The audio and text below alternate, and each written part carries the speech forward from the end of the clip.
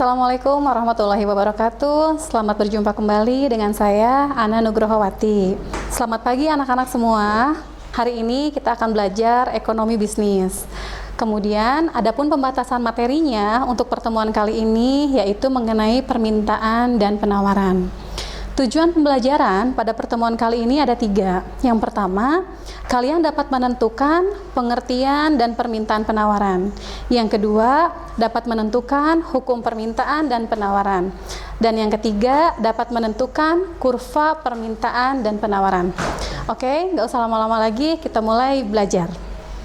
Nah, berbicara mengenai harga. Pernah nggak sih kalian bertanya, mengapa harga sepasang sepatu itu adalah X rupiah?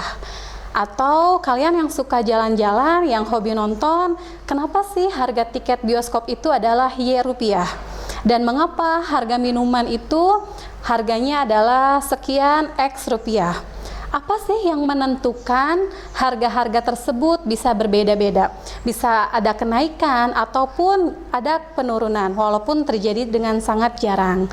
Oke, yang pertama yang akan kita bahas yaitu mengenai permintaan atau demand.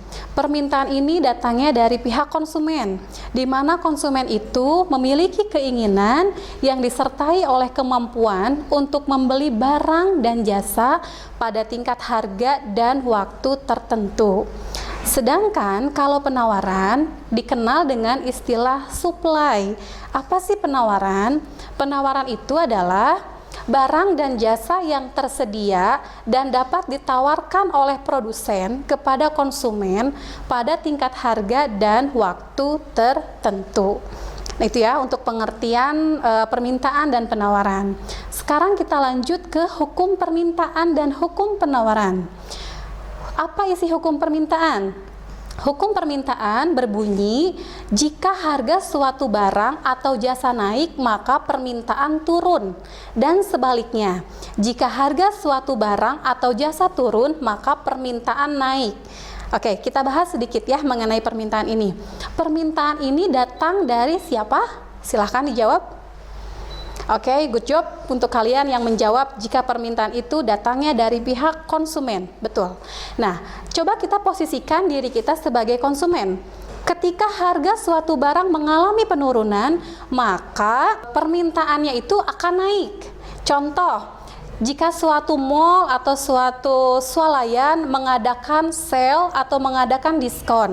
Nah, di sana biasanya para konsumen itu datang berbondong-bondong dengan meningkatkan permintaannya. Karena apa? Karena mereka beralasan harga yang ditawarkan ini sedang rendah atau sedang murah. Maka mereka menaikkan tingkat permintaannya.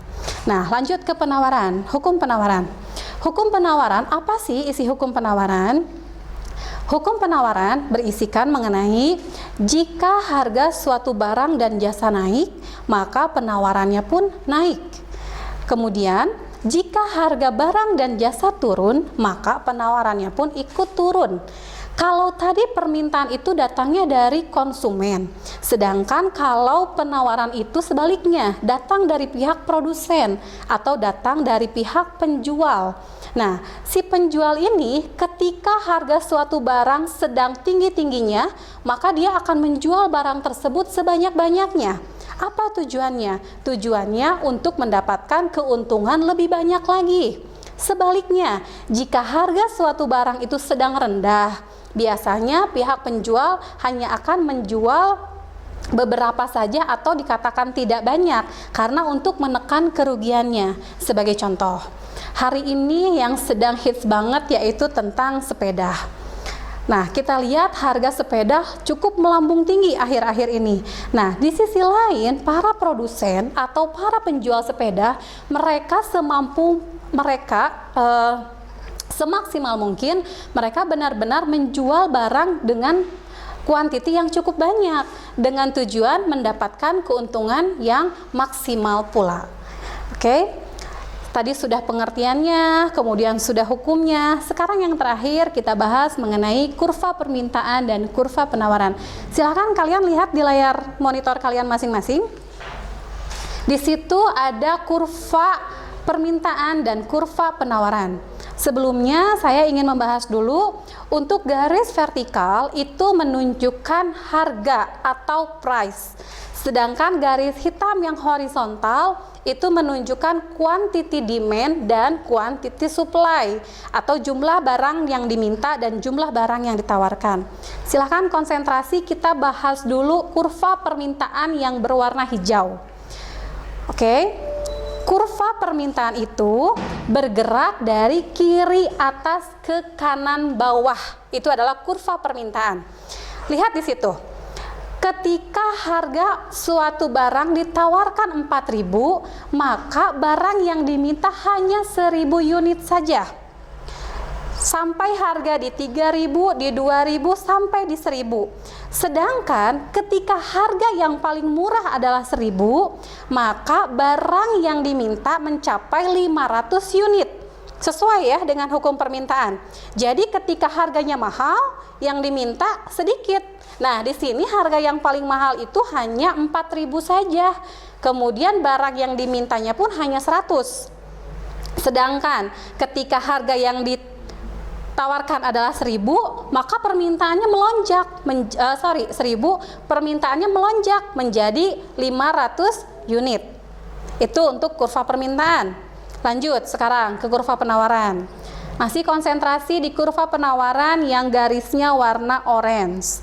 Nah, kurva penawaran ini bergerak dari kiri bawah ke kanan atas. Kalau untuk kurva penawaran ya. Perhatikan.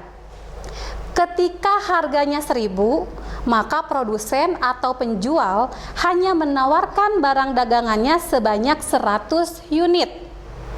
Kemudian, perhatikan ketika harganya 4.000. Ketika harganya 4.000, maka produsen atau penjual menawarkan menawarkan jumlah kuantitas barangnya sebanyak 500 unit. Ya, jadi berbanding terbalik antara permintaan dan penawaran. Karena ya tadi itu, produsen berharap ketika harganya 4.000 dia bisa menjual sebanyak 500 unit, maka harapannya bisa mendapatkan keuntungan sebanyak-banyaknya. Lalu, di sana ada keterangan keseimbangan. Apa sih yang dimaksud? Nah, keseimbangan atau titik keseimbangan yang dimaksud adalah adanya titik pertemuan antara kurva permintaan dan kurva penawaran. Nah, titik pertemuannya itulah yang dinamakan harga keseimbangan atau titik equilibrium. Nah, ada di sana. Oke? Demikian untuk pertemuan kali ini. Tetap semangat, jaga kesehatannya. Kita berjumpa lagi di pertemuan berikutnya. Terima kasih atas perhatian kalian. Assalamualaikum warahmatullahi wabarakatuh.